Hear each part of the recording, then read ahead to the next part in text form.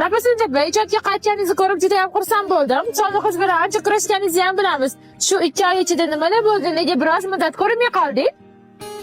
Shahlo, bilasizmi, inson hayotida eng muhim, eng unumli narsa bu sog'liq ekanligiga men yana bir bor amin bo'ldim. 2 yil mobaynida juda kuchli allergiya bilan kurashib kelyapman. Allergik astma bo'ldim, lekin 2 oy davomida to'g'risini aytsam, sog'lig'imda jiddiy shug'ullandim desam bo'ladi. Anchagina og'ridim. Lekin doktorlarda dori ukollaridan ko'ra yaqinlaringizga bo'lgan mehr, e'tibori ko'proq insonni oyoqqa turishiga yordam berar ekan.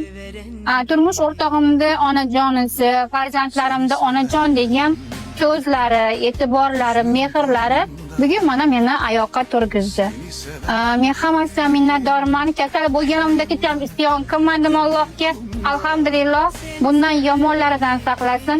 Men hammaga birinchi o'rinda sog'liq tilayman. Hamma sog' salomat bo'lsin.